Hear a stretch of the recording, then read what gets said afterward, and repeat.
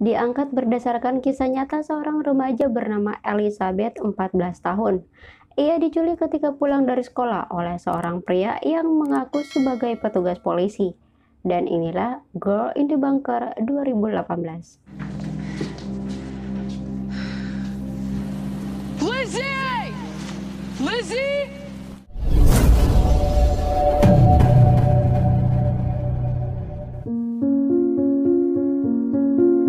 Di awal film diperlihatkan Elizabeth yang sedang berada di ruang kelas. Tak lama kemudian, dua orang petugas polisi datang. Sang guru lantas meminta salah satu siswa mereka bernama Lucy mengikuti petugas tersebut. Sepulangnya dari sekolah, Elizabeth atau biasa disapa Lizzie bersama sahabatnya Amanda terlihat sedang membahas masalah apa sebenarnya yang sedang dihadapi Lucy. Singkat cerita, tibalah mereka di tempat pemberhentian bus sekolah. Sekilas info, setiap pulang sekolah, Lizzie dan Amanda akan turun di tempat ini ya, lalu berjalan kaki ke rumah. Karena rumah mereka nggak terlalu jauh dari jalan raya, ya sekitar 200-an meter gitu. Lizzie dan Amanda bisa dibilang tetanggaan ya, walaupun rumah mereka agak berjauhan. Oke, lanjut. Setiap pulang sekolah seperti biasa, Lizzie langsung mengabari ibunya bahwa ia dan adiknya Bobby sudah tiba di rumah. Lizzie dikenal sebagai anak yang baik dan sangat sayang pada adiknya. Selagi orang tuanya bekerja, setiap hari Lizzie yang bertugas membuatkan makan siang untuk adiknya. Terlihat keluarga mereka sangat harmonis. Ayah dan Bobby sedang asik nonton, ibu dan kakak sedang ngobrol. Tanpa mereka sadari, tak jauh dari kediaman mereka, nampak seorang pria misterius sedang menggali tanah. Tanggal 6 September 2006, aktivitas keluarga Lizzie berjalan seperti biasanya.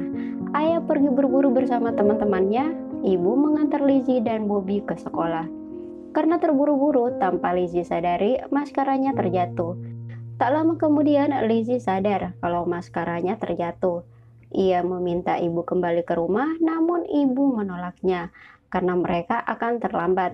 Lagian, maskara tak begitu penting untuk anak seusianya, kata ibunya. Hal tersebut membuat pertengkaran di antara mereka. Ibu sempat berkata untuk tidak pulang ke rumah jika Lizzie masih marah. Dengan nada kesal, Lizzie pun mengiyakan omongan ibunya tersebut. Di sekolah kita akan berkenalan dengan Case, pacar Lizzie, yang juga satu kelas dengannya. Mungkin alasan inilah yang membuat Lizzie marah ya pada ibunya karena tak mau mengambilkan maskaranya yang tertinggal. Sepulang sekolah, Case memutuskan untuk pulang bareng Lizzie dan Amanda. Alasannya karena Case ingin mencoba barang haram yang baru ia dapatkan. Namun tiba-tiba mobil jemputan Case datang. Ia pun buru-buru memasukkan barang tersebut ke tas Lizzie dan akan mengambilnya di hari Sabtu nanti. Sebelum pergi, Case menawarkan tumpangan untuk Lizzie dan Amanda. Namun Lizzie menolaknya dan hanya Amanda yang ikut bersama Case. Nampak seseorang sedang mengawasi Lizzie. Hanya tersisa beberapa puluh meter lagi, Lizzie sampai di rumahnya. Pria asing tersebut langsung memanggilnya. Di sini udah jelas terlihat ya rumah Lizzie. Awalnya Lizzie ragu, namun ketika pria bernama Vincent itu mengaku sebagai anggota kepolisian, Lizzie terpaksa menghampirinya. Namun tiba-tiba Vincent langsung memborgol tangan Lizzie dengan alasan telah menanam tanaman ilegal di pekarangan rumah mereka. Jelas saja Lizzie membantah semua tuduhan itu, namun Vincent tak peduli. Ia malah memasangkan kalung yang sudah terpasang bom dan berkata bahwa ia juga telah menangkap Bobby, lalu membawa Lizzie pergi. Lizzie yang ketakutan hanya bisa menuruti perintah Vincent, karena jika Lizzie mencoba teriak atau lari, bom tersebut akan meledak, ancam Vincent. Sementara itu di rumah Lizzie, terlihat Bobby sedang bermain game. Tak lama kemudian, ibu menelpon menanyakan keberadaan Lizzie. Biasanya Lizzie akan menelpon ketika pulang sekolah. Awalnya ibunya berpikir kemungkinan Lizzie masih ngambek dan akan kembali sebentar lagi. Namun beberapa kali menelpon masih juga tak ada kabar dari Lizzie. Ia lantas menelpon rumah Amanda. Amanda kaget karena seharusnya Lizzie sudah tiba di rumah. Nampak kekhawatiran di wajah ibu. Ia meminta Bobby untuk mengecek kakaknya di jalan. Amanda pun demikian, tetapi tetap saja Lizzie tak terlihat. Lizzie! Lizzie!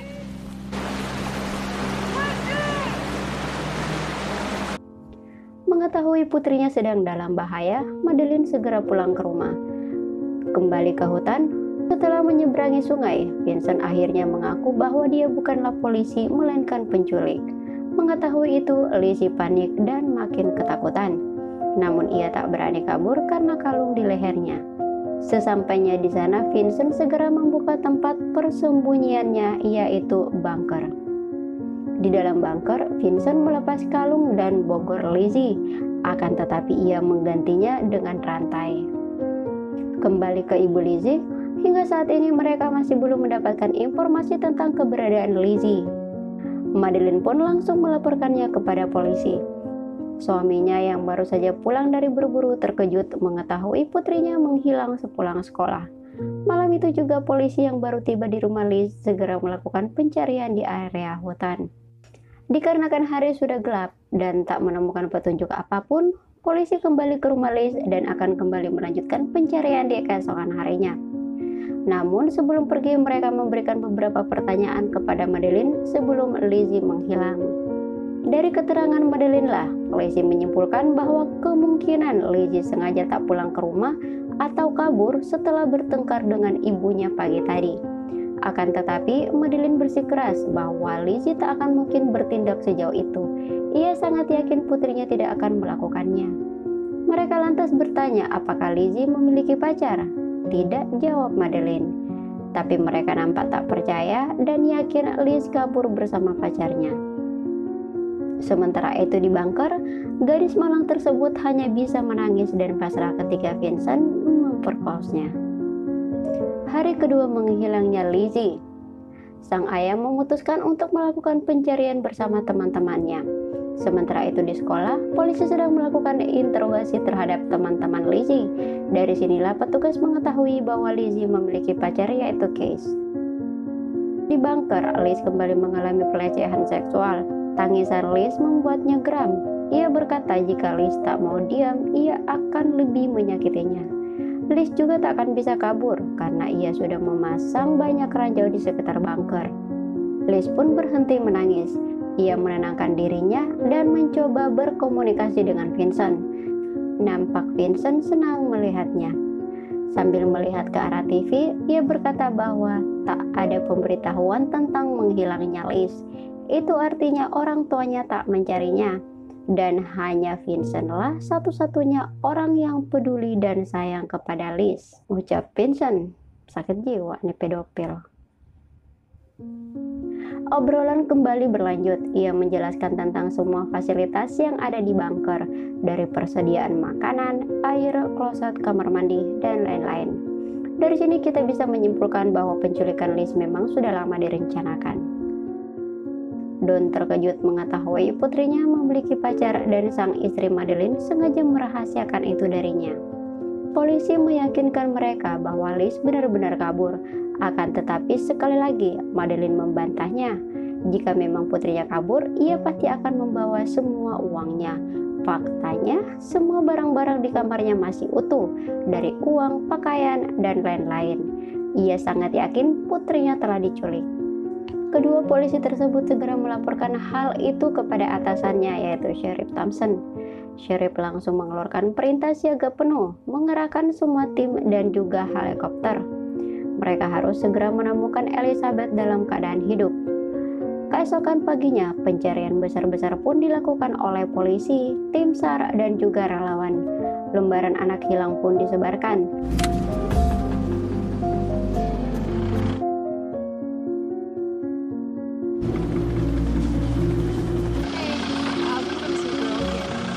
Tak ketinggalan, ayah Liz dan temannya juga turut dalam aksi tersebut. Tim Don mencoba masuk ke area terlarang, dan benar saja bunker tersebut berada di lokasi itu. Akan tetapi, Don dan kawan-kawan tak mengetahui bahwa Lizzie berada tepat di bawah kaki mereka. Lizzie yang mengetahui ayahnya di atas sana pun tak bisa berbuat apa-apa karena Vincent membekap mulutnya dan mengancamnya dengan pistol. Ia hanya bisa menangis dan merelakan sang ayah yang semakin menjauh. Keesokan harinya, hal serupa kembali terjadi. Ketika helikopter melintas, Vincent segera menggunakan aluminium agar infrared tak bisa mendeteksi suhu panas di tubuh mereka. Ketika sedang menonton TV, Liz terkejut melihat berita tentang menghilangnya dirinya. Ia kembali menangis ketika melihat ayah ibunya memohon pada penculik putrinya untuk tidak menyakiti Elizabeth dan segera mengembalikannya kepada mereka. Vincent langsung mematikan TV-nya dan kembali memperkaos Lizzie. Singkat cerita, kini telah masuk hari keempat hilangnya Lizzie. Banyak orang berkumpul di halaman rumah Lizzie, termasuk pacar dan teman-teman sekolahnya. Setiap malam sang ibu selalu menatap ke dalam hutan. Dalam hatinya berkata bahwa Lizzie berada di dalam sana. Ia terasa begitu dekat dengan putrinya. Sementara Don dari pagi hingga malam terus melakukan pencarian. Madeline mulai khawatir melihat kondisi suaminya yang tanpa lelah mencari putri mereka. Lizzie yang setiap saat dijadikan sebagai pelampiasan nafsu Vincent mulai berpikir untuk kabur dari Vincent. Namun ia tak boleh gegabah dalam mengambil tindakan. Ia pun mulai menyusun rencana, mengambil hati, dan berusaha lebih akrab dengan Vincent. Obrolan mereka diawali dengan kisah Vincent yang katanya pernah dikhianati oleh istrinya yang biasa ia panggil dengan sebutan Peanut. Awalnya hubungan rumah tangga mereka baik-baik saja dan sangat harmonis. Hingga suatu hari, Peanut melaporkan Vincent ke polisi atas kasus KDRT dan pemerkosaan. Vincent yang mengetahui hal itu langsung melarikan diri sebelum ditangkap polisi. Sedangkan Peanut, demi keamanannya, polisi memindahkannya ke luar kota. Itulah penyebab Vincent menjadi jahat seperti sekarang ini. Obrolan ditutup dengan adegan pelecehan. Keesokan harinya, tepat tengah malam, Lizzie terbangun. Ia berusaha mengambil pistol yang ada di sebelah Vincent. Akan tetapi, ia tak bisa meraihnya karena lehernya yang terikat rantai. Dan tiba-tiba, Vincent terbangun. Lizzie pun dengan spontan berkata kalau ia kebelet pipis. Vincent yang tak curiga langsung membukakan gemboknya dan berkata, lain kali Lizzie bisa membangunkannya saja. Ketika Vincent akan menggemboknya kembali, Lizzie dengan terpaksa berpura-pura bahwa ia mulai menyukai Vincent. Ia meminta Vincent untuk tidak merantai lehernya. Vincent pun menyetujuinya. Sambil tersenyum, ia meminta Lizzie untuk kembali melayaninya. Hari ke-6, Lizzie dan Vincent kini semakin akrab. Ia bahkan mengajari Lizzie cara menggunakan senjata. Malam itu, Vincent mengajak Lizzie keluar bunker untuk mengambil pasokan makanan di sebuah bangkai mobil dan persediaan air minum.